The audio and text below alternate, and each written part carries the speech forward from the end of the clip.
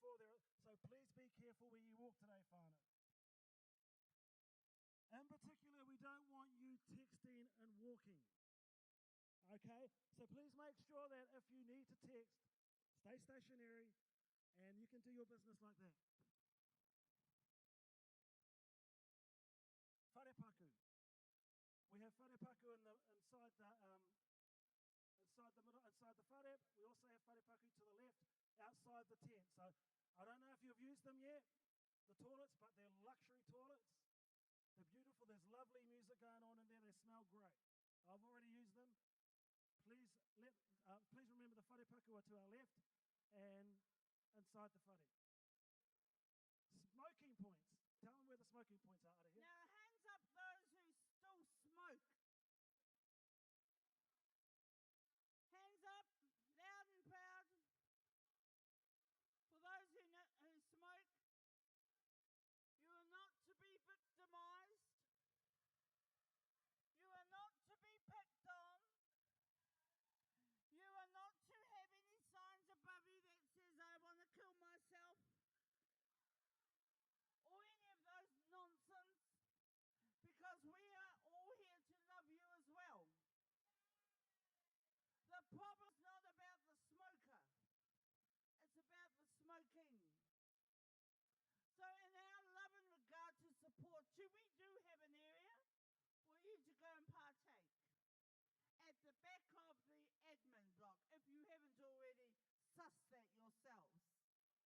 But we certainly do encourage you to consider whether you want to be free of that ties that bind you. How's that? Kapai. So that's our health and safety briefing, everyone. We'll be briefing for health and safety each morning. Okay, so in her second role as the kai whakahaere, Lisa discovered that we have ture that hasn't been allocated. Yes, she has, and it's quite a substantial amount, so I need to have you to be a little bit more quiet so that you can hear what she's decided she wants to do with it. Okay? So with that, she has decided that even all our manuhiri and together with all our Ngāi Tahu rohe, that you're all going to go on a holiday. Where are we going? You're going on a holiday. And where are you going? Where are we going? What's the criteria?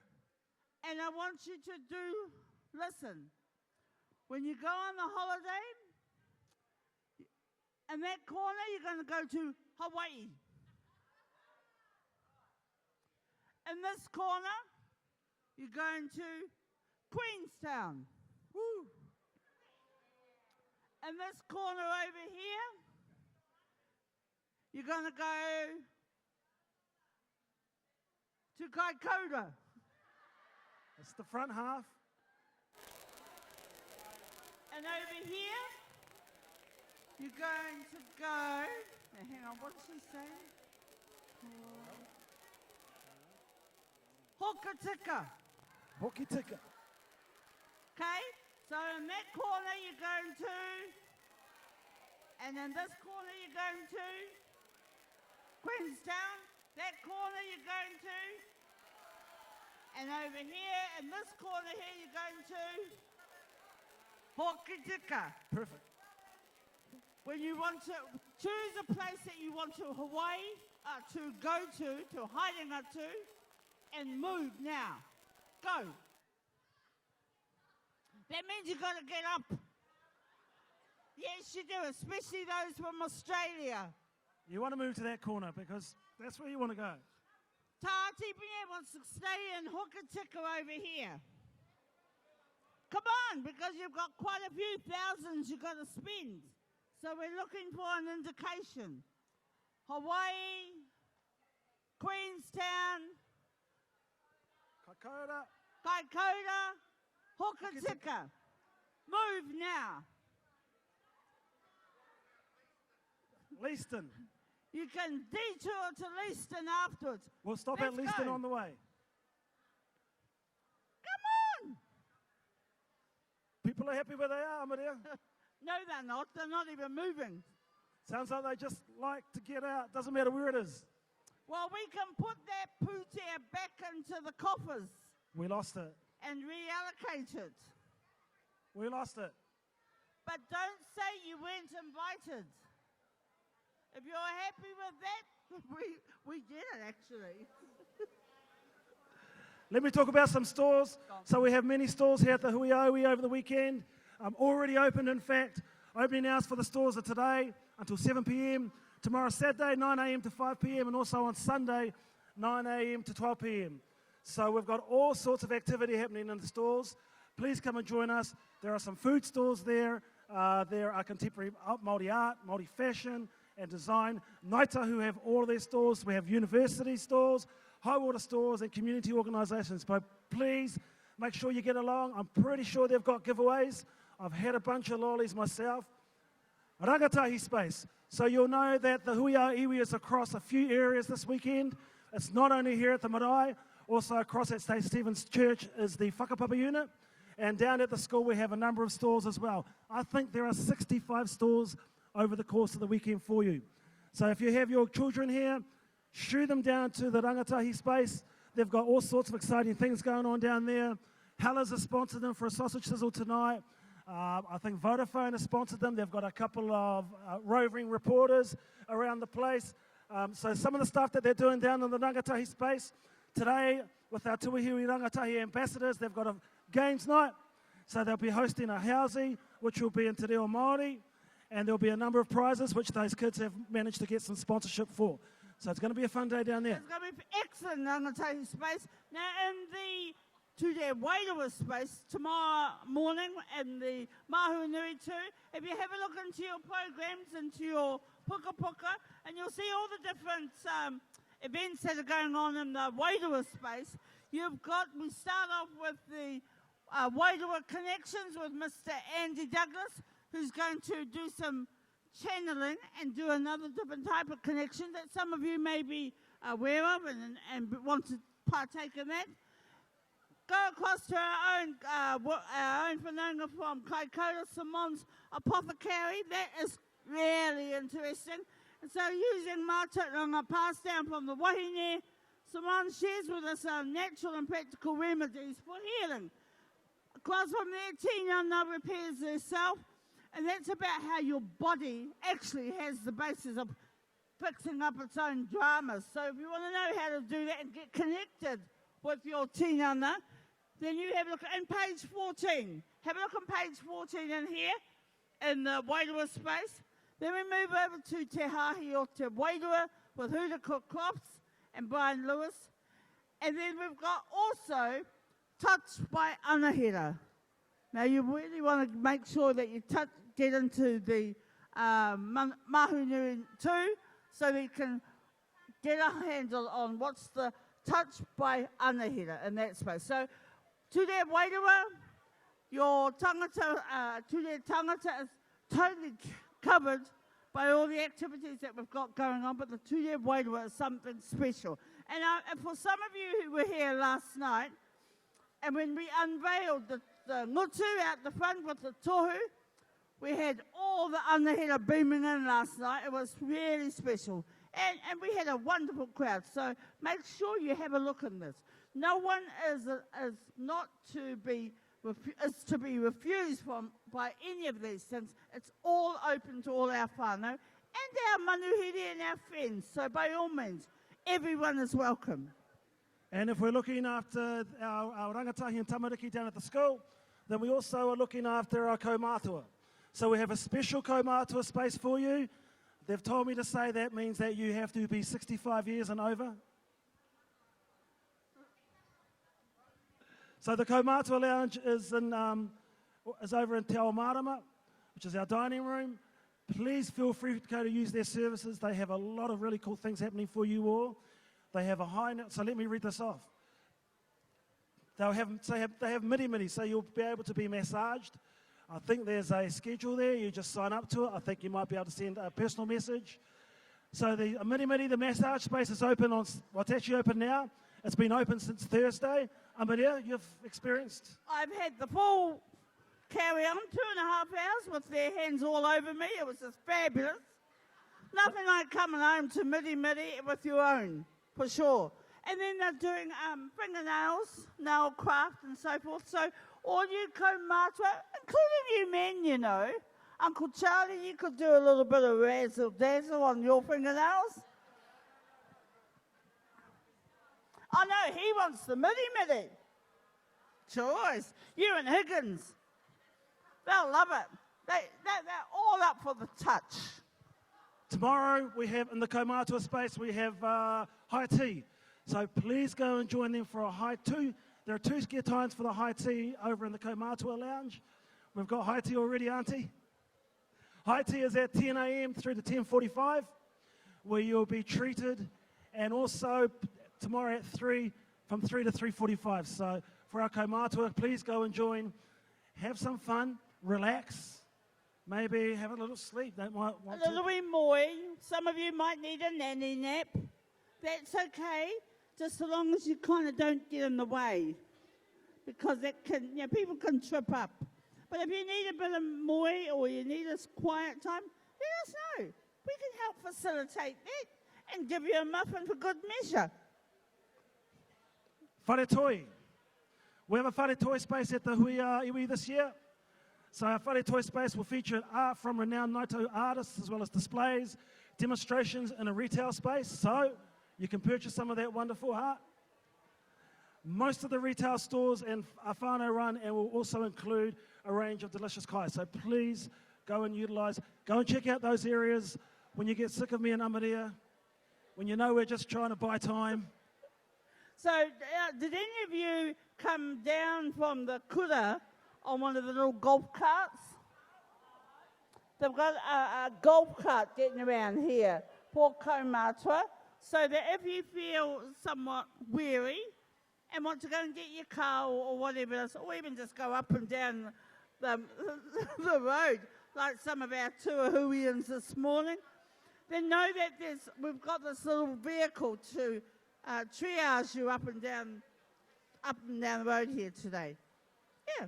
Because the roads will be closed, so you're not going to get run over by a truck. We've got the roads closed throughout the Hui-ā-Iwi, so essentially they belong to us for the full weekend. So please utilise the service if you don't want to walk yourself down or back. I had a ride on it last night. I heard. Did you see that? I heard. These were burning up and down the road. We are par kids. Of course. We've got to have you a have to. It's tikanga. Uncle Charlie would have been doing that if he could have been here. I have no doubt. Ngāi Tahu Tourism. Ngāi Tahu Tourism will be in the house this weekend. We were hoping to have some jet boat rides on the Waimakariri River. However, we had the international jet boat event a few weeks ago, and unfortunately there was a fatality on the river. Yeah. So we thought it best that we cancel that part of things for this year, unfortunately. I can remember the last Hui-ā Tahu that we held here, and I was only a little kid, and I did that experience. It was fantastic. However, Ngāi Tahu Tourism is still here and they'll be on site all weekend to share their ever-growing portfolio of mahi with our whānau.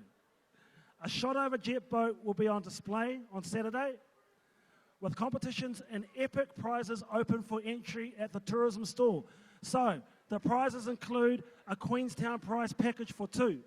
You have to go to the Ngāi Tahu Tourism stall to register for these prizes. The first prize is a Queenstown prize package for 2, travel, accommodation, shot-over jet ride, horse riding experience on the Dark River Stables, and a scenic helicopter ride. There is another condition for that. You have to take me and Amaria with you for a ride. On the couch? Who do you want to talk to? They will also be having a Rotorua prize package for 2, exactly the same stuff. They'll be having travel accommodation, entry to the Agrodome, including a backcountry adventure, rainbow screens, including back of house Kiwi Encounter and the Hooker Falls jet boat ride. So go register at the Ngāi Tahu Tourism desk for those prizes. Nathan Pōhio. Kei hea koe Nathan Pōhio. We're going to move up. Hara mai e hoa. Tahu. Excellent. Introduce. I'll Taiwan, Nathan. So, we're finished? You got 5 minutes? Yeah, well, we'll just do Nathan Pōwhiri for now, eh?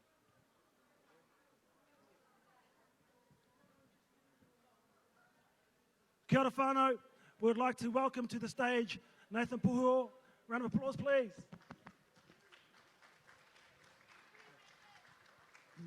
So, some of you may not have gone into the Mahunui 2 this morning and had a chance to do that, but since the last time we were in there last night, it has changed somewhat, and it's because of this man.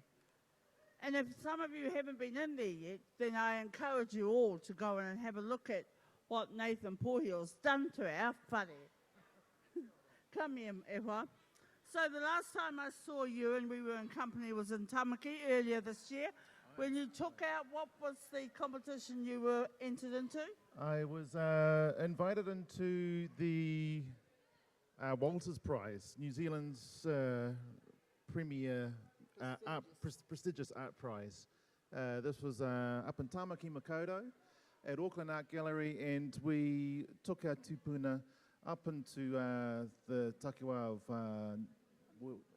Tamaki Makaurau, and in order to do that, actually, I'd actually requested that a Gottfried Lindau portrait of Hakapati Atua 2 be installed inside the gallery so that our tupuna had tupuna to acknowledge that we were there with purpose, besides being an artwork on their territory. And I'll tell you, if some of you had the privilege of being in Auckland and looking at the works that Nathan produced, and it really took your breath away, because there's a stunning light box, all our tupuna blazing, and right in front of the Auckland Art Gallery, and it took your breath away. And then you entered with 2 others? Yes, there was 4 of us in all, 3 Māori artists. I think I'm the first artist from the South Island, living in the South Island, to exhibit and be invited into it. Yep. And there was Shannon Tiao, kia ora, Lisa Reihana, and Joyce Campbell, all friends of mine as well. So we had a bit of a love fest. You know, we're all friends, competing together and exhibiting together. Exhibiting and competing together. It was strange. After that, well, shall I take this off you? Kia ora whānau. The light box that we're speaking of was first commissioned in 2015 for Escape Public Art. And it was an invitation to present a piece of public artwork within the 4 Avs. And of course, thinking about this as not just as producing an artwork, but also something that speaks for us or to us, is from us as a people. And also, I think in some ways is actually a political statement as well, by creating this light box that's suspended 5 meters into the air. It's 8 meters wide. The image itself is 2.4 meters high, and it glows day and night, of a photograph taken from just down the road here in 1905. Wonderful. Tell us, Nathan, about your role as assistant curator at Tipuna or Waifetu, Christchurch Art Gallery. Yeah, definitely. Tell us about that one. Well, it's a role that's come out of the situation of us recovering through the earthquake, really. It's a situation where there was simply a space available that the staff at the time were overworked to be able to negotiate, and they said, Nathan, what would you do here? And I said, oh, well, I would acknowledge the 18 papatapu Rūnanga of Turanga o Ngāi Tahu on the motu. And this is how I would do it. I would actually try and find the earliest existing examples of watercolours or drawings from those areas. That was my first attempt. That was, and I got the title Te Rua o Te Moko, referring to the takatimu canoe embedded down south, and the action of creating, using ash to create a material for mark making, and that was to me the connection with the exhibition. Wonderful. Nathan's going to join us a little later on the couch with a number of other guests. Maria's now going to introduce Te Maire Tau for... Kia ora, Robbie. So, I must acknowledge Tatipini O'Regan for his support in one of the later exhibitions, Extraordinary. Kia ora. He's an extraordinary man as well. So all the way from Ngāi Tūāhuriri, the extraordinary Nathan Pōwhiri, taking our artworks to the world stage. Okay, so stand up, all of those of you who were here at the first tribunal hearing when we were here 30 years ago. E tū.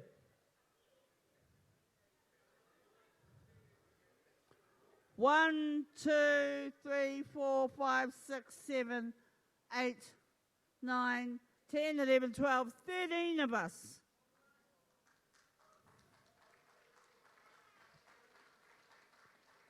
We are all in very fine company. And that we've made it 30 years later to be here.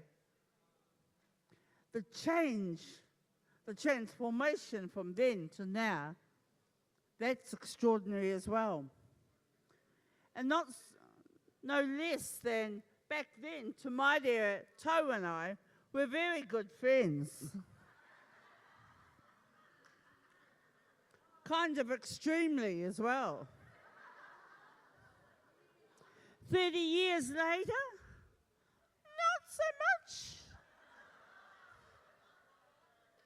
Maybe now and then.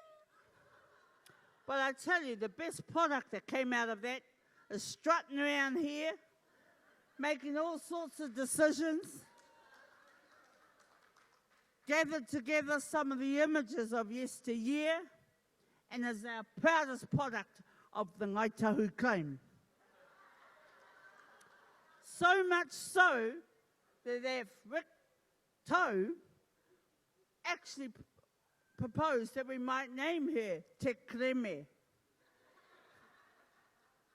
But instead we waited for the wall out there. There's no requirement to introduce Te Maire. He is our upoko, and I have great pleasure then to pass this over to him. Homai te pakipaki. I'll talk over here.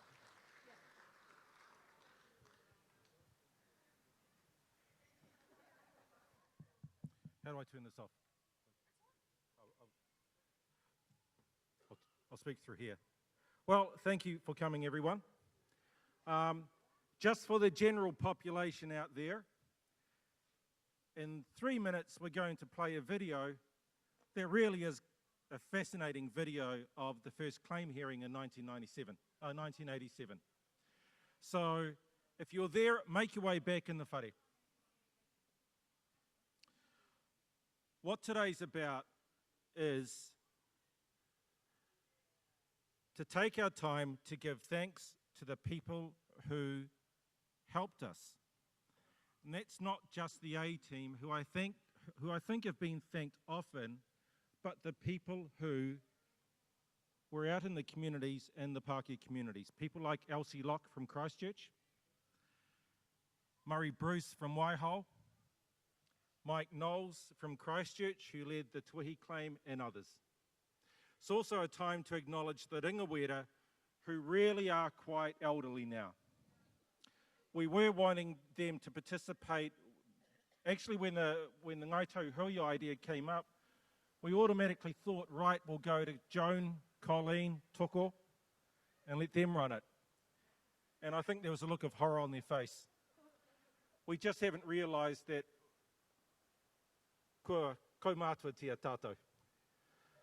So, what I'm going to do now is I'm going to play a video that I've found a long time. It's just been hiding in the vaults for quite some time. It's the video of the first tribunal hearing. Absolutely fascinating video to look at. Most of you are there, many are not. And we thought we'd play it today for you simply to remind ourselves the background that we came from, because quite frankly, there weren't many at that hui when you look at it. Can we have the video playing, please?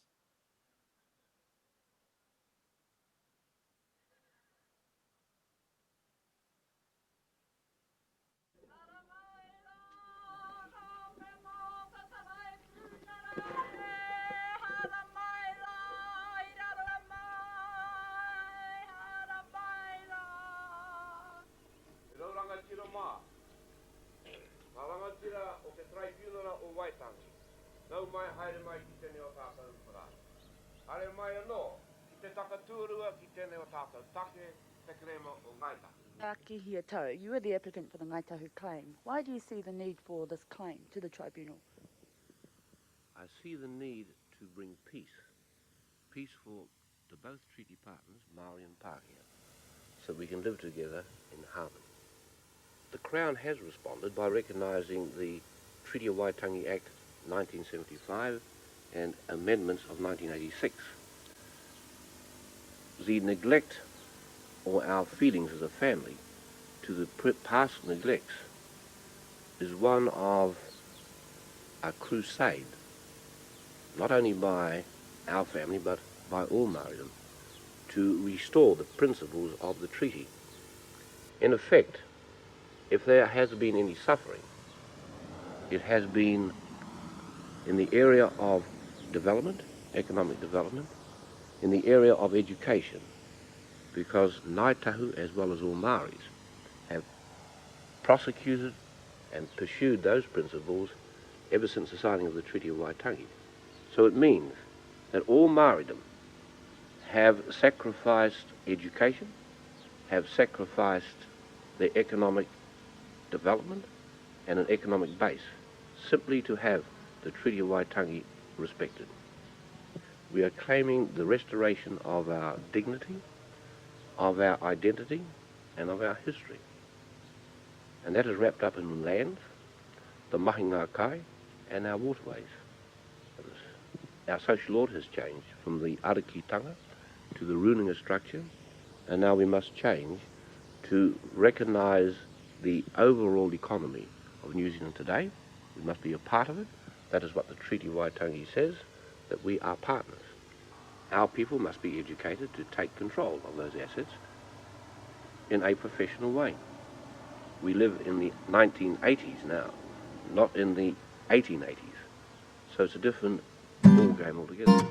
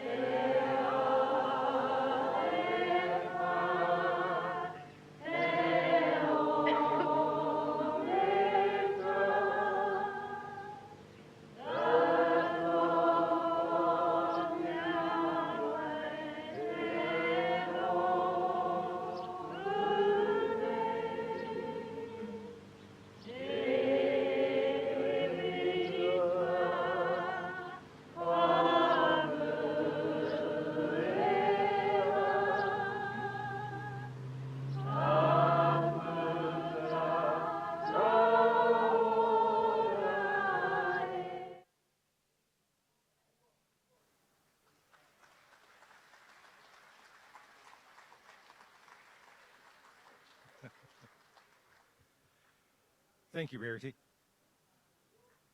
The reason why we played that video is today, this is the day we acknowledge those who have passed. Because tomorrow, we want to talk about the future. And the future's ahead of us, and there's a new generation that I believe can lead us.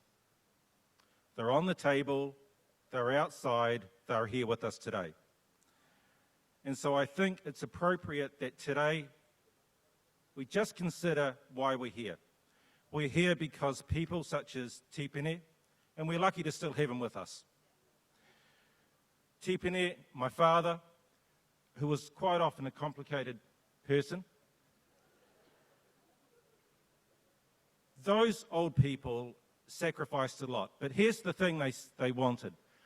They didn't necessarily believe their children would have wealth because it was the 1980s and there was a lot of unemployment.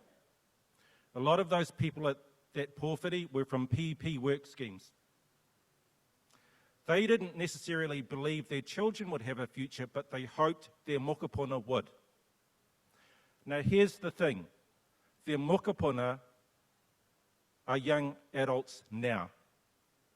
We can't keep on talking about our descendants after us because our obligations of those people in there is to work for our children now. We have to build a future for them. We do that tomorrow. We do that by planning and discussing economic development and what we're going to do. But for the moment, I think we just settle ourselves, acknowledge what happened, and acknowledge the political courage that these people took on our behalf. So on that, I want to invite Sir Tipene to talk about this period and more importantly, what he sees for the future. Kia ora.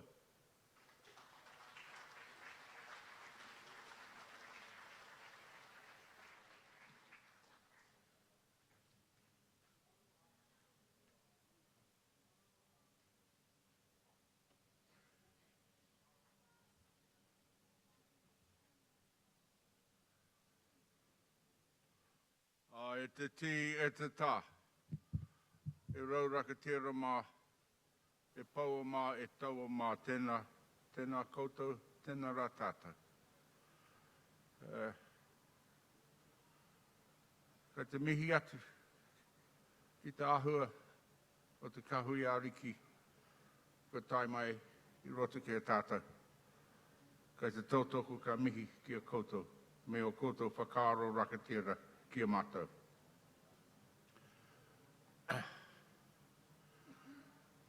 I'm primarily concerned, if I could have the image, of just taking you back a few steps to this man.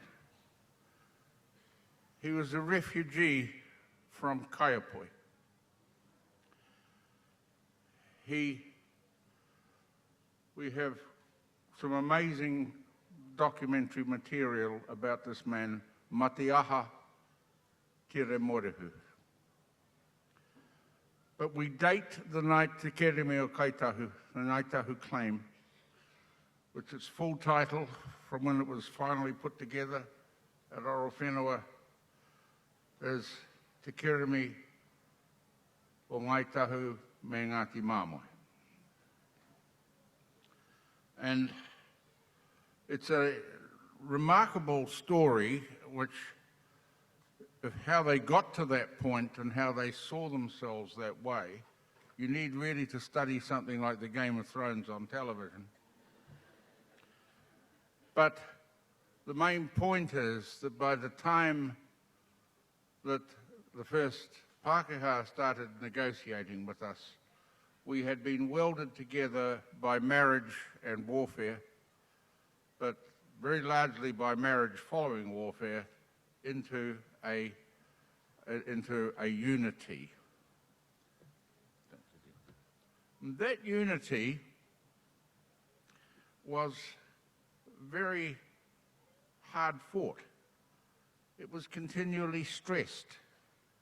And we have from time to time, even amongst ourselves today, similar stresses. But so does the Automobile Association and the Rugby Union.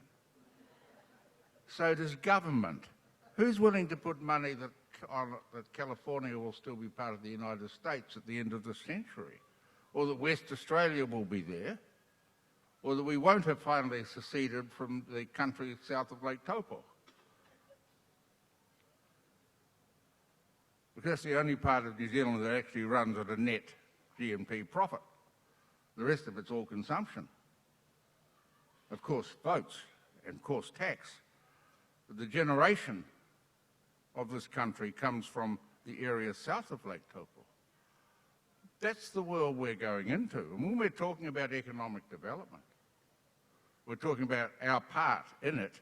We can no longer go on talking about our part in what used to be, but we've got to start thinking about what's going to be and designing our presence and our increasing scale for that. Now, I don't want to bore you with this sort of talk, but that man there, in 1849, 1 year after the Kemp Purchase, was complaining to the Crown and about mahi kakai. And it was about the guaranteed continuing access to natural resources. That man was complaining. He was an interesting man in all sorts of ways, but we date the time of our take, Te Keremi o Ngāi Tahu, from him, from 1849. It really started getting pace on and getting some sort of, as the whole economy was starting to change. All these lands out here were being drained. The most productive swamp in the world, Otautahi, was being converted into a garden city full of English trees. All its richness, well, why was Kaiapoi there as a pa? Because it was on an island in a swamp. A hugely productive swamp. It was all being changed. The countryside was being changed. All of the areas that we knew, all of that manuhuna right across the top, where we all went in from south, north, east and west, into, the Pākehās now call it the Mackenzie country after a thief they brought with them. Right? That whole area was the great weka hunting zone, where the poha would be made on the coast and carried in there, and the weka packed with poha would be brought back out to the various parts of the island. It was also one of the great centres, if not of marriage guidance, of marriage occurrence, because all the different hapu from different parts of the island would meet up in there annually. There are other things too, but we were developing a whole culture, and which is a dynamic evolutionary culture to adjust to this environment. No other tribes developed poha the way we did. Right? Many of them don't know what poha are.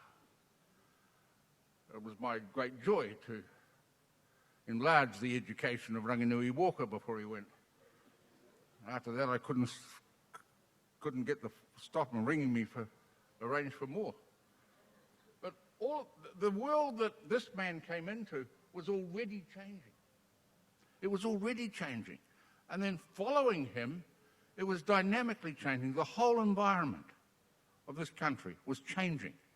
And our people were surviving in it. They were rubbished by it. They were cast off. The Pākehās that came after him, that got into government, were on the whole, there were a few paternalist, no underarm bowling type Pākehā of the Victorian kind doing a decent thing for a people who they thought were a dying race. And a lot of our own kaumātua thought so too. They thought we were going. And Dr. Featherston's famous line was, "We have a duty, a Christian duty, to smooth the pillow of a dying race." They all knew what was best for us, and they did so. Now that whole thing the whole world, they were changing our physical world, we were dying. And we didn't start turning back until about 1926, I think, is the first time that the Māori declining rate started to come back. And we came back fast, and we came back fast in Ngāi Tahu for all sorts of interesting reasons. It's because this man and his followers were dynamic adapters and developers. And that's the tradition we've got to get back to. Instead of imitating the whole model out there of what is, we now got to start. Māori, and Ngāi Tahu in particular in this island, we've got to start thinking about how we want it to be, not reacting to what others think it should be. And this time, we won't run out of muskets. This time, we've got the kaha to think about these things. This time, such as Matiaha and those forebears that whose grievance we inherited in my generation, all they could do was react to what others were doing. We now have the capacity to strategize about how we want to be, how we want Aotearoa New Zealand to be, what kind of part we want to have in it. Interestingly enough, Te Rangiho, who was one of my great mentors, John Rangiho of Tūhoi, often used to say to me, Māori-Pākehā relations, no problem. No problem. We'll work that out. Māori-Māori relations, that's a problem. And potentially they still can be. We've only got to look what happened with fisheries, the way in which Māoridom just split up immediately in self-interest when it was proposed to sell the allocation of fisheries rights following the settlement should be done on the basis of population and not on treaty rights. When that was slammed through Parliament, it would be rude of me in the presence of Nanaia to point out who was in power at the time. And I'm not just talking of her Prime Minister at the time, I'm talking of her leading coalition relationships. However, that, and of course, it would be wrong of me to do so and inhospitable, and I wouldn't do it. But Māoridom split and sold out the treaty with a click of their fingers as soon as they saw a buck available, right? And then they turn around and say, we want treaty rights again. If someone wakes up to us, you know, if the power culture out there finally gets out of bed and wakes up to the ambivalences and contradictions in our world, you know, we're gone. So what I'm saying is this new generation has got to think much more strategically, but the tradition starts with him. Now, the last thing I'm going to tell you is the Ngāi Tahu claim was comprised of, the next slide please, of a series, essentially, of a series of non-performed contracts. Starting in 1844 with the Otako Block and ending in 1864 with the Rakiura purchase. The Crown acquired by purchase from us, right, for practically nothing, for nothing, right, a series, virtually the mana whenua of the whole island. Now, we retained in that, and the claim was about what should have been retained and the reserves that were not awarded. Broadly speaking, a tenth of everything that was sold. Every 10th section, rural and urban, of fair average value. So we did not claim in the Ngāi Tahu claim the whole island, we claimed our tenth. And what the media says about this repeatedly, you've just got to put out of your mind. They keep doing it, Pākehā journalists keep doing it. We claimed our tenth. And the Ngāi Tahu claim was about the reserves that were not awarded and the allocations of mahika kai that were made as a part of those transactions. We salvaged some titi islands off the back of Rakiura, which were not included in the Rakiura purchase. That's about the only thing where the Crown did not have a Crown title. Now what they did is they put the deposit down, drove the car out of the yard, and were never seen again. Right? The reserves were the major part of the agreements, and those reserves were not made.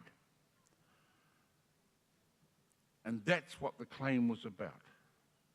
Reserves not awarded. And all of the stuff we've had since, we got back on place names, we got nohoaka, we got all sorts of things out of the settlement that we had to invent, because the value of that 1/10 of the Ngāi Tahu loss was in the range 10 to 16 billion dollars 1990. And I think the loss of Tainui at the time, Te Kotahi told me, was something of the order of, theirs calculated out at something of the order of 12 billion. But immaterial, we both knew there was no way the Crown could deliver that. Because New Zealand, we said it at the time, we do not want to bankrupt the society of which we want to have a more fulsome part. And so the Ngāi Tahu claim and settlement, along with the Tainui settlement, which is a bit different, but that was based around a series of devices which we'll keep on giving for quite a while yet, a series of devices, right, to overcome this enormous gap between our contribution to New Zealand Inc.'s capitalisation and what was available in the way of cash. All I can promise you, along on behalf of the other negotiators, that when we'd finished in 1998, there was nothing left in the government cupboard for the time being. But the government can always wake up in the morning and start taxing again. We can't. So our great mission is to hold our assets, build our assets, right, and dream of how we want to be so we can do something with them. I'll conclude with this thought for you. The whole structure of our tribe, all the wealth we have, the wealth we are going to have, right, is absolutely pointless unless we commit ourselves completely to supporting on an intergenerational basis the maintenance and development of our heritage and our identity. If we lose that on the basis of some prescription from the National Business Review, we will be, in the words of St. Paul, what you have gained if you give away, if you lose, you become all the wealth in the world, but lose your soul. That's what we must not do. We must continue to build what and who we want to be. Tēnei te mihi atu kia koutou.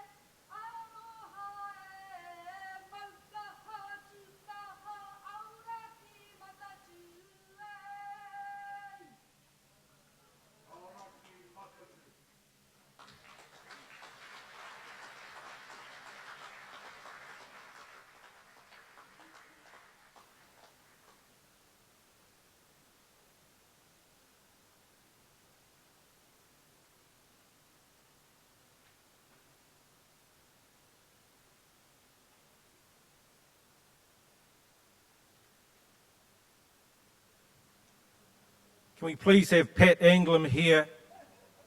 Toko Ngāwani Kaumātua. Pat's here? Right.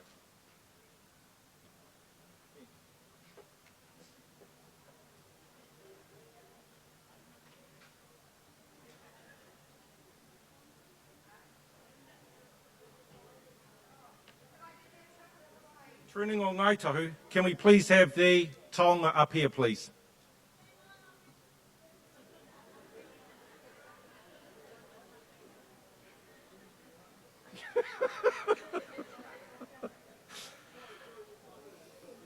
All right, today what we're going to do is thank some people who deserve our acknowledgement. Straight after that, we're going to launch Arapatas and Heritage, the Heritage Unit's book on our soldiers in the Great War. Are they here? Are they gathered? Right. Straight after that, 3:30, we're going to go and we'll go to the hangi. All right. Is Pat here?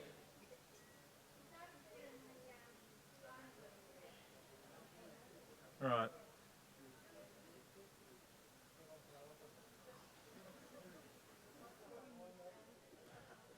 The taonga here. And Toke's gone home.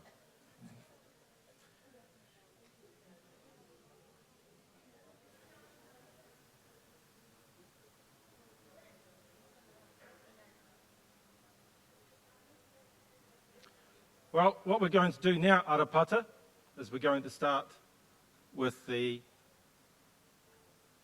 launch of the Great War Soldiers Book.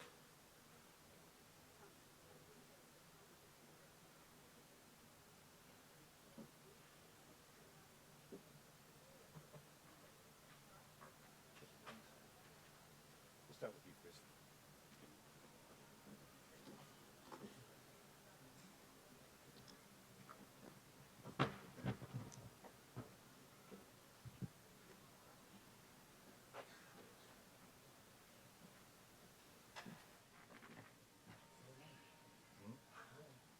Very hot. You tell me when you're ready.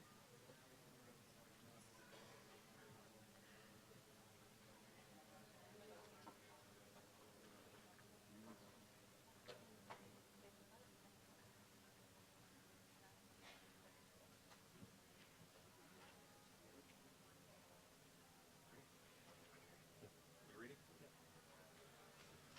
Have you got the book? Yeah. What's the unit called? The Whakapapa Ngāi Tahu unit is undertaken, and we are launching today a wonderful taonga for us all, He Raumahara. And it celebrates a generation we don't know that well, which is the generation that went to the Great War. That's an entirely different generation from our grandparents who went to the Second World War. We actually don't know much about our ancestors that went to the Great War. And the Great War itself is largely questionable. So the Whakapapa unit has undertaken a research and they're launching this book today. Arapata and his team of writers have led it. So it's an honour and a privilege to ask Arapata to launch this book today. Thank you, Arapata.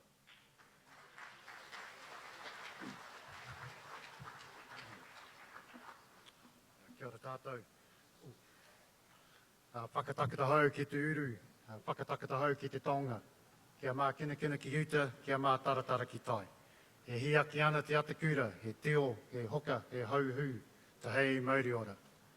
Ki ngā mihi nui ki te atua, ko e te timatana, ko e te whakamutana. Nāne hana ngā mea katoa. Ki ngā mihi, ki ngā mati, ki a rātou, pio haere ki tū o te arai, tēnei te mihi, tēnei te tangi, tēnei te poroporaki ki a rātou. He hoki ngā māhara tēnei ki mātua Spencer Morrison, nāne e tākoha mō ona, pu māhara mō tono tipuna a Victor Spencer. Nō reira he te paua, hari atu rā, hari atu rā, hari atu rā. Āpiti hono tātai hono, te huna mate ki te huna mate. Āpiti hono tātai hono, te huna ora ki te huna ora. E te mana o tēnei whenua, nā maunga ara, maunga whakahi, nā awa e rere ana, nā tohu o te whenua, tū mai rā hei whakaruruhau, mō waitaha, ka te māmoe, Ngāi Tahu. E nā kaikaranga, te reo kōrehi a tamawahine, tēnā koutou. E nā tai kāka o te nākau, kei te taumata o te kōrero, tēnā koutou. Kia koutou, e nā manuhiri, e nā hau e whā, e Ngāi Tahu whānui, paua mā, taua mā, mō oku whanaunga, tēnā koutou.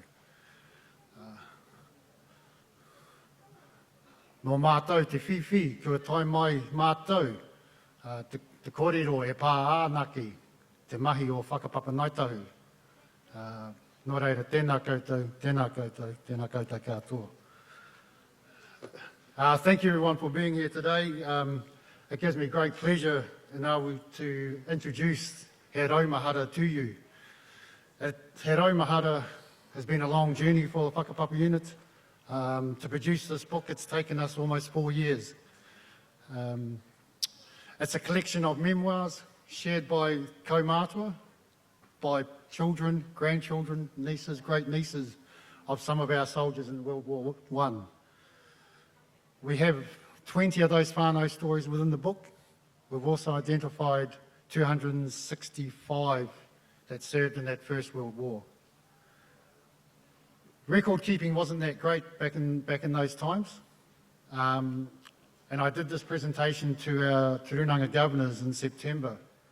And before I left the building, I had 2 texts. There was 4 soldiers that they'd identified that were not in that book. We were expecting this, that more names would continue coming after the publication.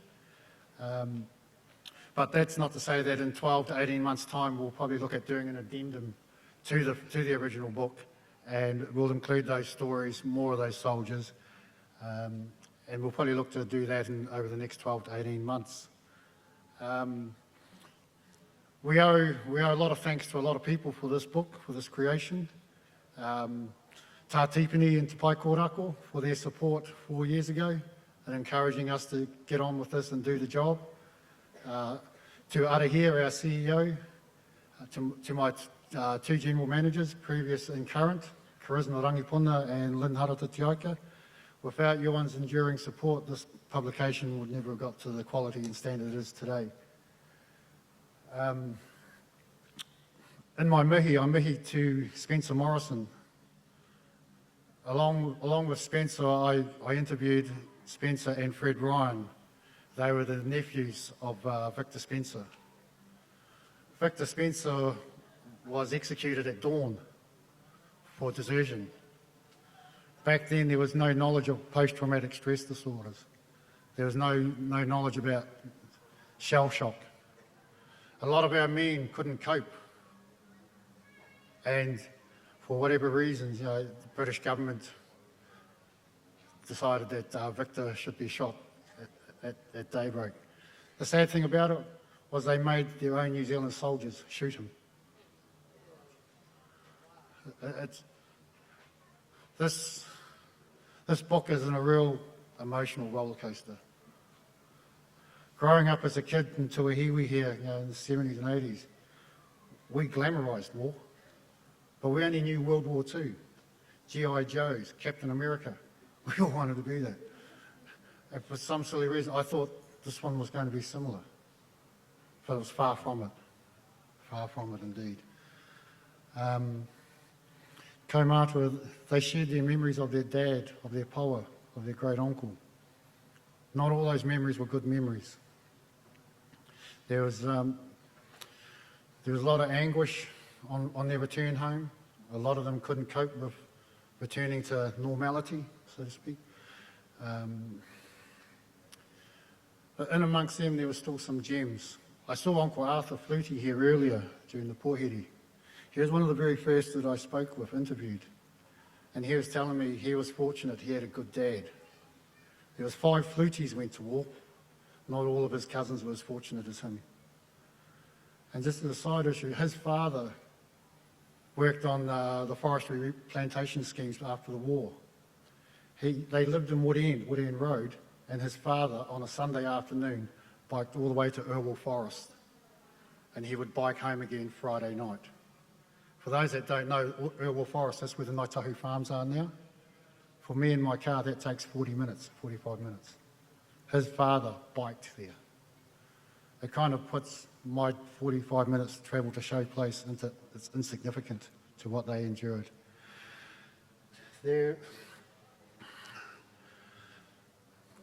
I always wondered when I started looking into this, and I came about this because my grandfather, his oldest brother, Hui-ā-Iwi, he served in the war. I only know this because his name's on the war memorial over at Pōwhiri. I asked my father about him, about his own uncle, knew nothing. I asked his brothers, aunties, cousins, no one knew about him. He died not long after returning home when he was 19. My Pōwhiri was born that year. So my Pōwhiri had no memories of his oldest brother that he could share with his children and grandchildren. And I started wondering how many other uncles, forgotten uncles, were like this. He couldn't be the only one, and it turns out there were quite a lot. A lot of these men that died overseas or died not long after returning were not even admitted under the 1925 census lists when whānau submitted their whakapapa back to those 1848 kaumātua within Kempstead. It was only by pure luck that I found him in one of Dad's old whakapapa books that he had copied from his uncle, that Hoani Hapi Rupini was there. I got a date of birth, I got a date of death, and his service number. So from that I was able to go into New Zealand archives and source his war records. And for that, I think that's where this all really started, this journey. And we're quite fortunate to have today what is considered a really precious tonga. Tamari and Tātipini made some wonderful quotes last Thursday about the book. It's not for me to talk about it, I don't think, but I do need to acknowledge their admiration, their pride in the publication. And yeah, it's been a very humbling experience, especially sitting down with those kaumātua. They opened their homes, they opened their hearts, and they shared their memories with us. And for that, we'll be forever grateful for them. I had one of the kaumātua come up to me the other day, and you know, they said they felt like princesses. You know, we spoilt them last week. We brought them together, all of those that we interviewed, and just treated them like royalty. Yeah. Without them, without those memories, this book would be just another World War I book, I think. We'd love to do more, and I think we will continue doing more interviews with whānau about their Pōwhiri in the World War I. We're looking to launch a website in the next 6 to 8 weeks, probably just after Christmas and the New Year. And with the website, we can continually keep updating it with more stories, more soldiers, and more of those family memories. I've just about run out of my time. I'm just going to show a short video clip shortly. It's about 5.5 minutes. And it's a montage of those soldiers that we have photos for. I think we had photos for about 2/3 of them. But just before I do show that, the book is available for purchase. You can go through the Ngāi Tahu Communications website, but also we have them on sale this weekend over at the church. And Beth Tiaika and Lexi Rubin, they've also got 29 photos of the Tuahiwi men that are listed from World War I. We've got 30 names, 29 photos, so one's missing, we're not sure where that is. But the thing is, we want to match up those names with the photos, because we've just got the roll of honour, and then the photos around them. So the girls are really keen to identify them and match them up. So if you've got chance this weekend, pop over to the church, have a look at those photos, have a look at the names, and hopefully we can try and identify them all. Kia ora tātou.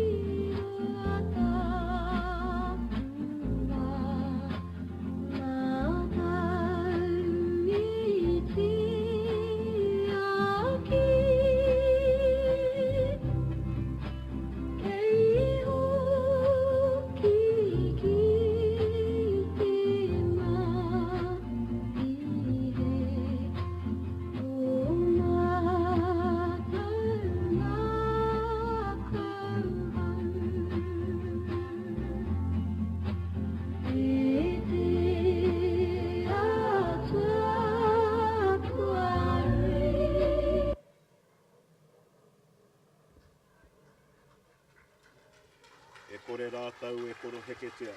Pēnei I a tātou kua mahuenei. E kore hoke rātau e ngoi kore. Ahakoa pēhia I ngā āhuatanga o te wā. I te heke ngā atu o te rā, tai noa ki te aranga mai I te ata.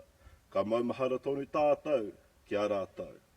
Ka maumahara tonu tātou ki a rātau.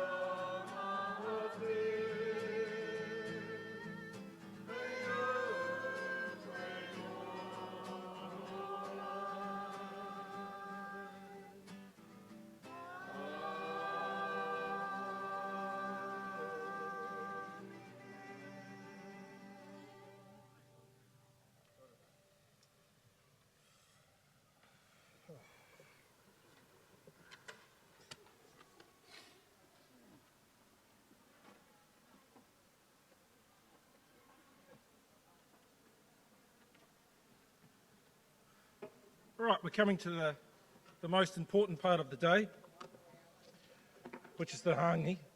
Hangi's just getting out of the ground. That's out. All right. So I'm going to fall over soon of hunger. What we have to do today, we're going to give out some taonga and gratitude for the help we've had over the years. They're from Tuahiwi and Ngāi Tahu. So first of all, we'd like to thank Tainui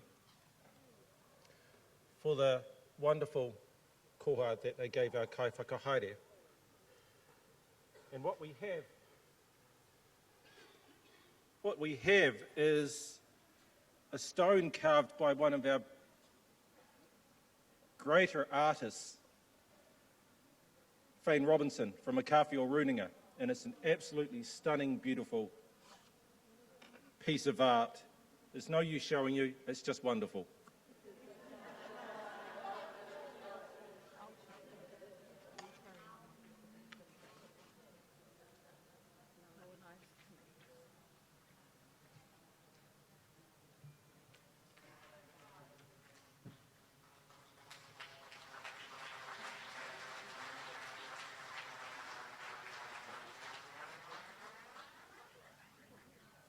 Now, there's some other people, no need to come up stage because you're far too old.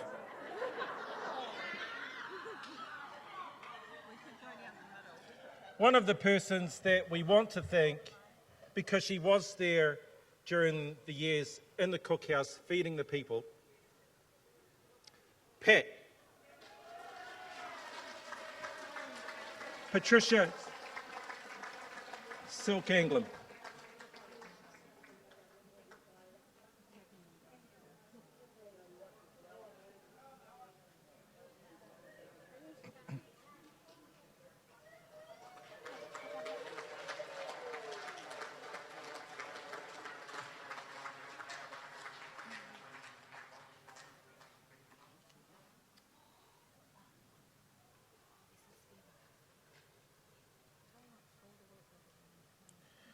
The next we want to honour are two sisters, younger sisters always are left unacknowledged, but two of them, one is gone, and that's Ngāwini and Toko.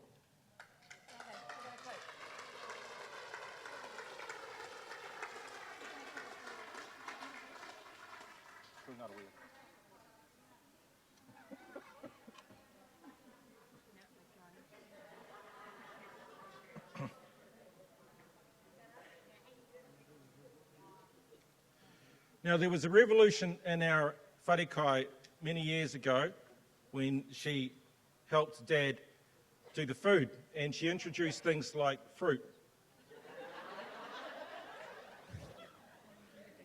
And that was Alamein.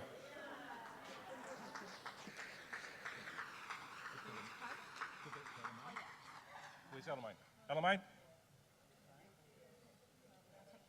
Take it down to Alamein.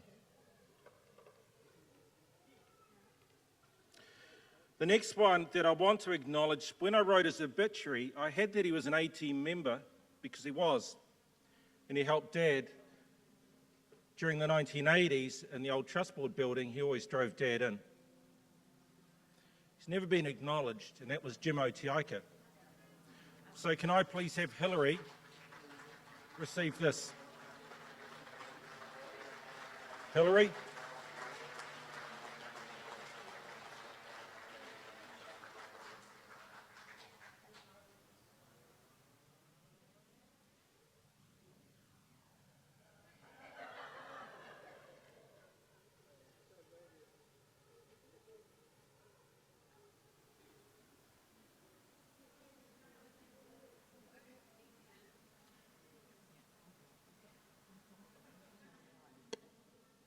Two tribes have come from a long way to help us on our economic development. One representative comes from the Nizhka, and the other representative comes from the Shuswap people, Kamloops. May I ask Manny Jules and Diane Craig to receive these, please.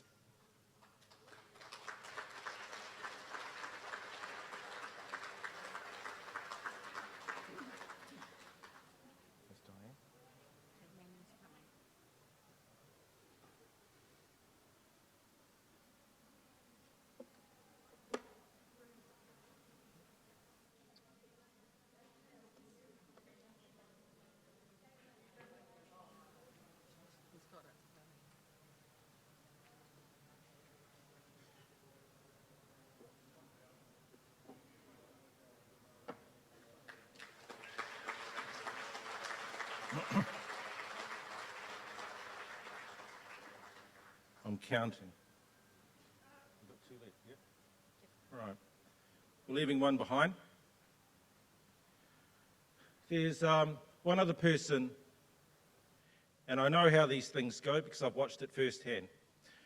They're very rarely acknowledged, and if I was them, I would have quite a cynical view of who we are. Because quite often we understand our own beauty, but there's another side to us, and we all know how that goes and how it is. She's not here today, but I actually think it's important because we need to show some grace on this matter, because they have to suffer, and I've seen them suffer, and actually I've seen things that aren't nice happen, and they've borne the brunt of it.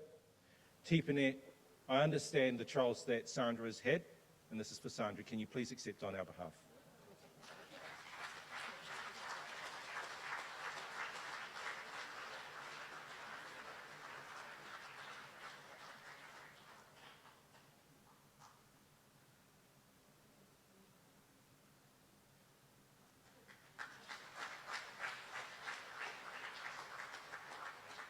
There is one more. We'll deal with that on the appropriate time when they're here.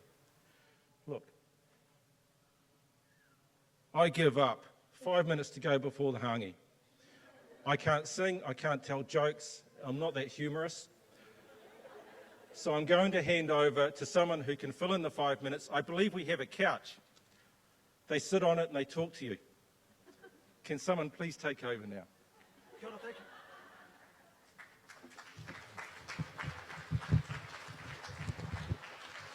Kia ora, thank you, Tamaire. Thank you, everyone. It's been a wonderful afternoon up until this point. There's 3 of us emceeing today, so I would like to introduce to the stage Ngāi Tahu, who's our 3rd MC. Sorry, I did have an idea for the 5 minutes. One is a very dear old friend who's actually contributed a lot to the tribe culturally, and he wanted 5 minutes. He's going to get 2.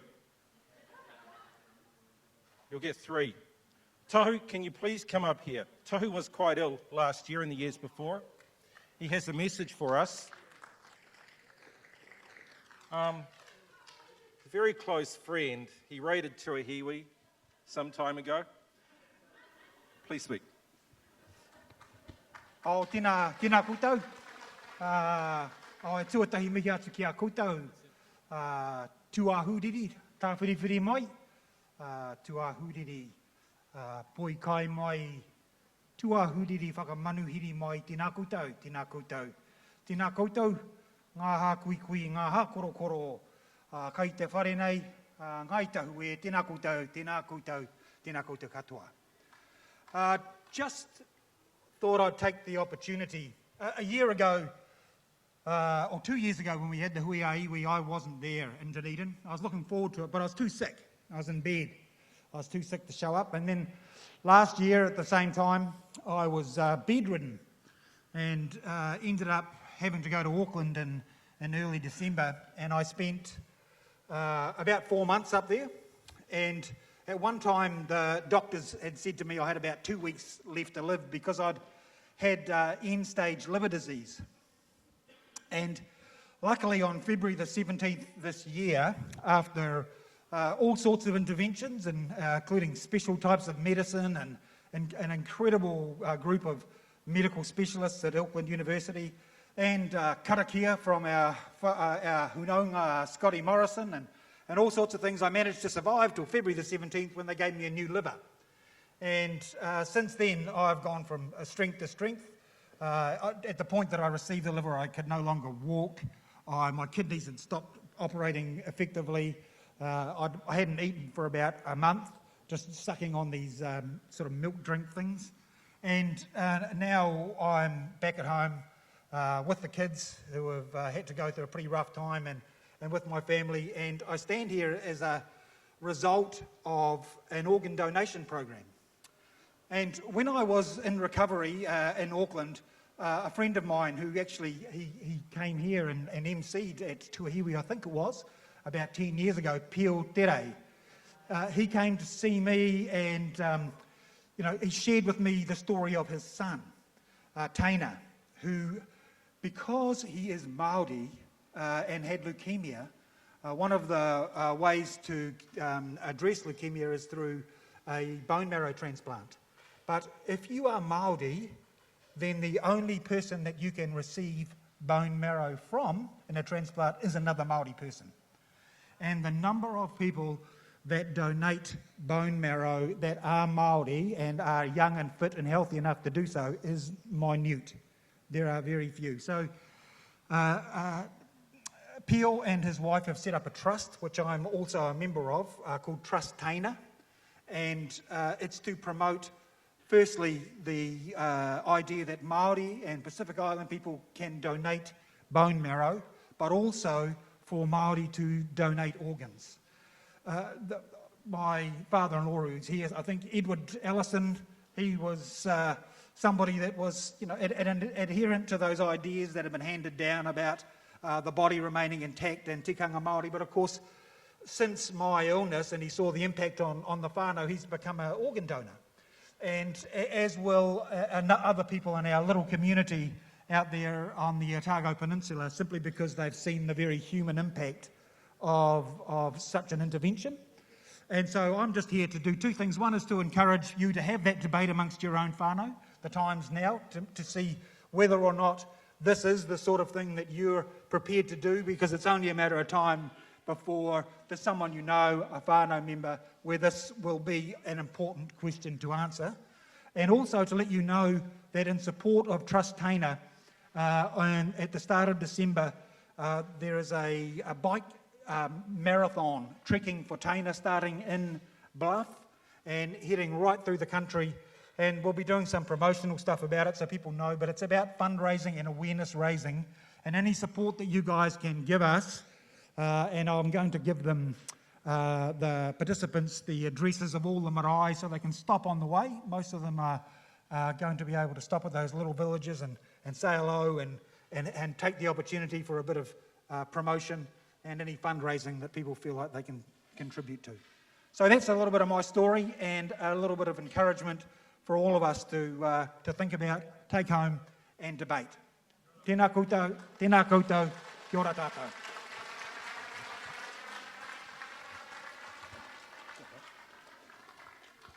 Thank you, Tahu. Tahu actually employed my brother Tiari back in the day when Tahu was CEO, maybe, of Ngāi Tahu, and Tiari always had beautiful words to say about Tahu. Now, let me introduce our third MC for our Hui-ā-Iwi, Melanie Taite Pituma. Round of applause, please. Kia ora te whānau. Tēnā koutou katoa, ngā mihi kia koutou. Hari ko ana te ngākau ki te kiti I te toko maha kua taimai nei, I raru I tēnei o ngā tuanui, tēnā koutou. It's an awesome event to be a part of, so thank you very much for coming along and participating. And we've got a fantastic lineup over the weekend for you all. But without sort of getting into that too much at the moment, we know that Kai is almost ready. So we'll give you the nod when I get the text from Paiheretia. I know it's great technology, that we don't have to have the tangi o te pere. Anyhow, I'm going to introduce you. You can see a couple of couches up here. When Benj, Amaria and I were talking about what we could do to keep you engaged, one of the things that we talked about was having sort of like a on-the-couch kōrero, or a talk to your auntie's kōrero. But we've got three guests eagerly waiting out here. They will be, they need no real introductions from me, but to bring them up on stage, we'll do this. So firstly, I'd like to introduce you to Nathan Pōwhiri. Nau mai hara mai e hoa.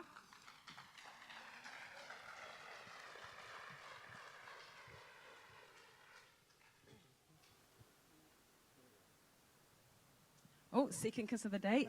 No. Woohoo! No. Ka pai. Secondly, and here he is, Mr. Joe Moody himself. Grew up just over the paddocks. Oh, he's going to give me a hug. I was going to. A bear hug. Okay, and our third guest today to sit on the couch with us is Reno Tirakātene.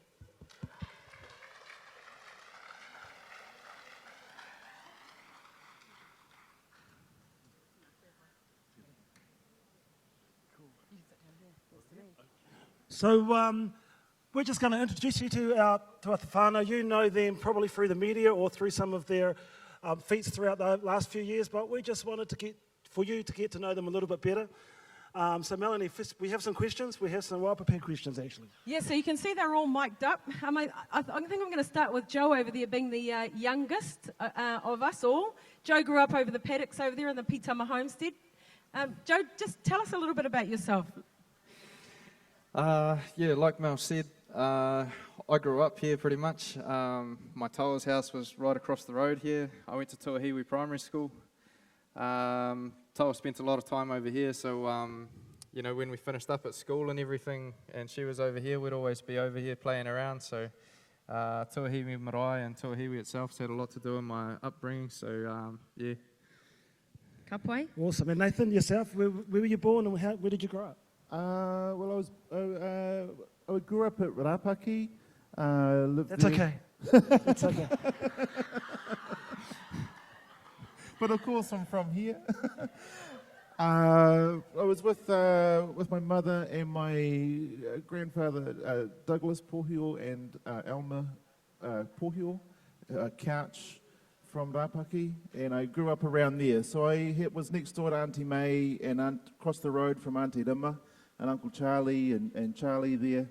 And that's probably my earliest memories, maybe Rapaki. I went to Aranui High Primary School and Chisnwood Intermediate, Aranui High School, before heading off to university and studying fine arts. Beautiful. Ka pai. And no surprise to you, Rino. Congratulations in retaining your seat in Parliament. How about yourself? Thank you for the tautoko.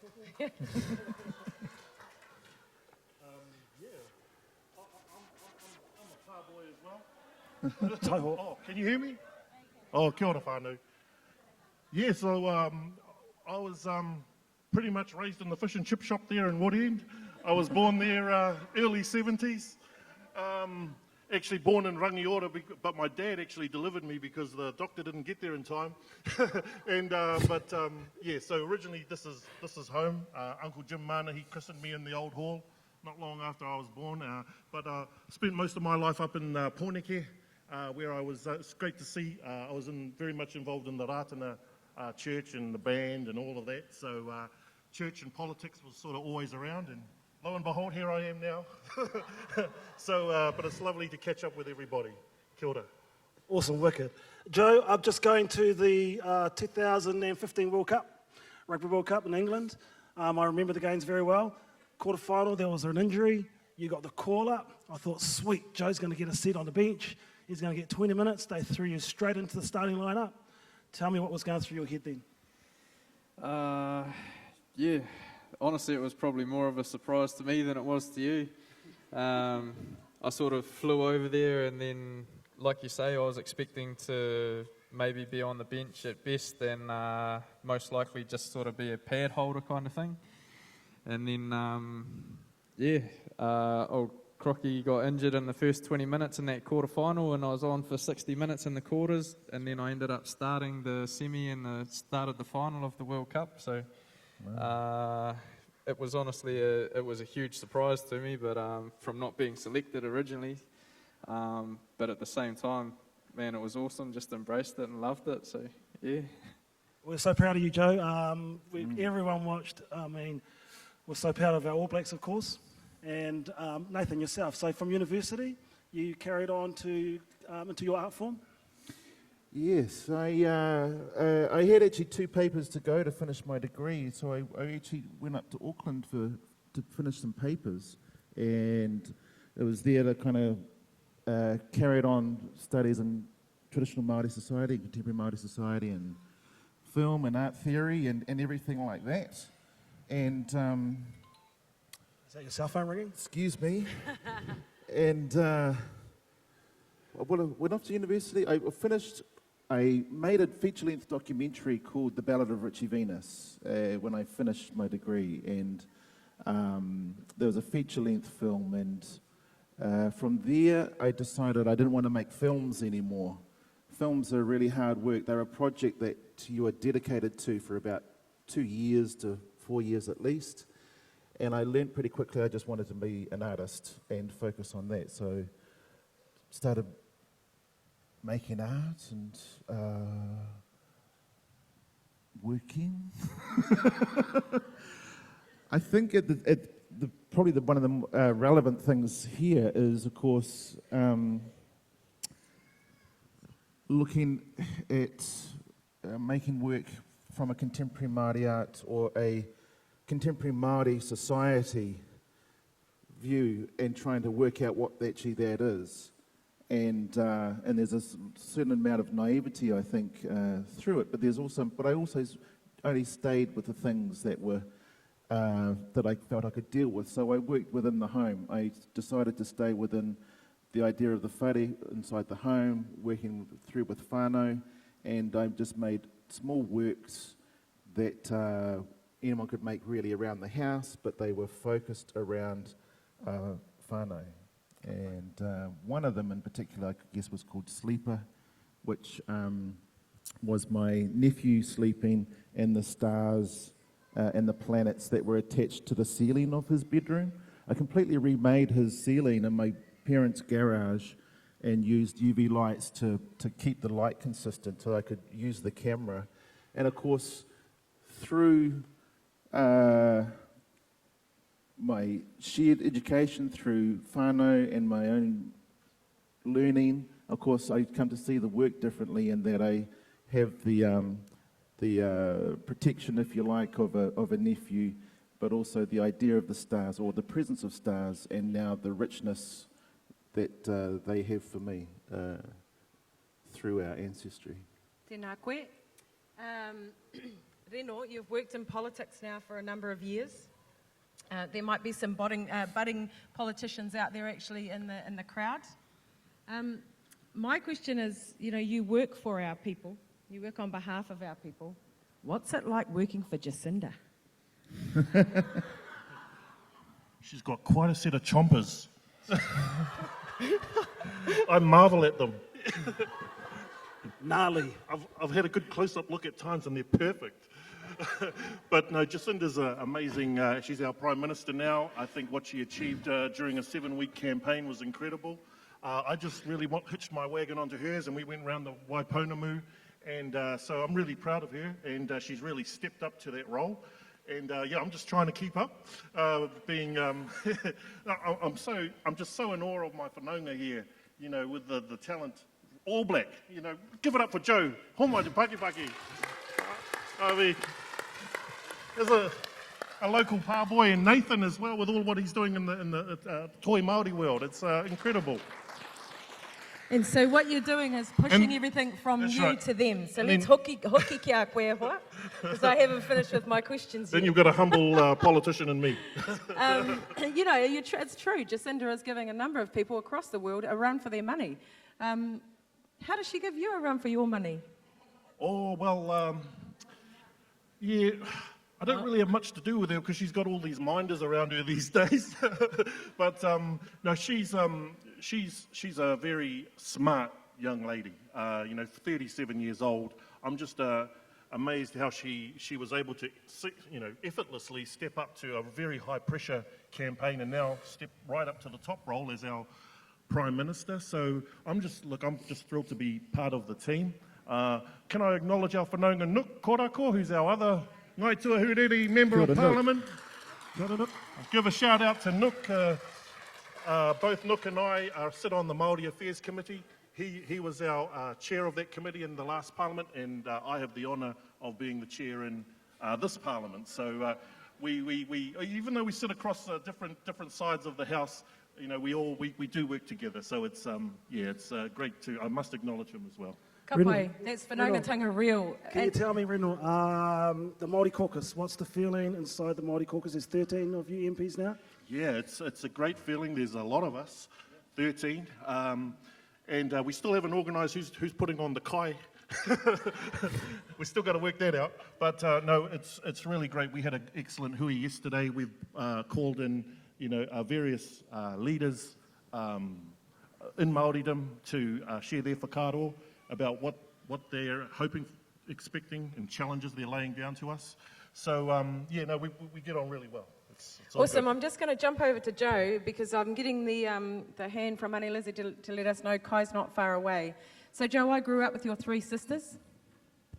What was it like for you growing up with your three sisters? It had its ups and downs. Yeah, they used to gang up on me a bit, bully me a little bit, and sometimes I was used as the wee pet that got dressed up in their dresses and put makeup on. But do your All Black friends know that? No, I probably actually shouldn't have said that in public, but if we could just keep that between us, that'd be real good. But Awesome. they've always been pretty good to me and always looked after me because I'm the baby as well. So they've been good. Awesome. Yeah. And Nathan, for you, family, partner, spouse? I'm single. Whoa. Oh. There we go, aunties. I'll leave my card at the reception. It's all right, Nathan, you just told the whole room, so I'm quite sure everybody knows. We've just had the ring in the bell, so I would assume that kai is ready. Please don't rush. There's plenty of kai in there. The first ring would tell us that Te Ao Maram is open for a kaumātua, so your tables are ready to be seated. There's plenty of space, so take your time as you go, and we're going to be sitting here for another 5 or 10 minutes. Yeah. Rino, how about you? Big family? Wife, married? Oh, three older siblings, but I've got 3 beautiful children. 17, 13 and 12. Yeah. So they're the next generation coming through. Beautiful. Awesome. So this is a question for all 3 of you. Which is better to follow, your heart or your mind? Joe? Oh, heart, for sure. Heart? Yeah. Oh, I think there's a place for both. Yeah, it doesn't really answer your question very well, but yeah, I think there's a place for both. Yeah, I agree. Rino? I think it's the puku, because everyone here is going out there heading for having a kai. Yeah. So, the whole tinana, all good. Okay, next question for all 3 of you. If you were invisible, where would you go? The bank. The bank. Aren't you rich enough already? Hey? And for you, Nathan, if you're invisible, where would you go? The bank's pretty good. I'd quite happily head back to Athens, though. Athens was pretty beautiful. Awesome. If there was a chance to go back or see another part of the world, I would totally do that. Yeah. And Rino, for you? Yeah. Well, they all sound good to me. I'll go anywhere and everywhere. Wicked. So, Joe, coffee or tea? Tea. Coffee. Nathan, wine or beer? Huh? Wine or beer? Wine. Itchy or scratchy for the rest of your life? Sorry? Itchy or sticky for the rest of your life? Itchy. Itchy, yeah. Nathan, itchy or scratchy?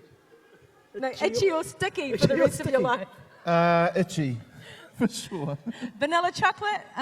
Vanilla or chocolate? Chocolate. Chocolate. Oh. And the women too? Huh? Dark. Women too? What? Women too? Oh, yeah. Yeah, sure. Joe, facial hair or clean shaved? Huh? Facial hair. Oh. What was the question? Ka Facial Like to hair or clean shave. keep it well Oh, groomed. clean shaven. Yeah, now, whānau, we're just going to finish up now because we can see people are leaving, but I don't know, have you all heard of William Wairua? William Wairua, he's a very big icon for New Zealand right now. He does the whole, wow, we, and there it is. We want all 3 guys to show you their wow, we, just before they leave the stage. So everybody, we're going to stand up. I hope they've Googled what I've asked them to do. So, Joe, we're going to start with you. Show us your wow, we. Wowee. Nathan. Wowee. Circles. And Eno. Oh. Ka pai. Well, actually, whānau, William Wairua worldwide is a wowee. So you all got it wrong, but that's okay because you're an All Black and you're a curator and you're a politician, so I'm not expecting you to get everything right. And the last one, there he is. Let's have it, Joe.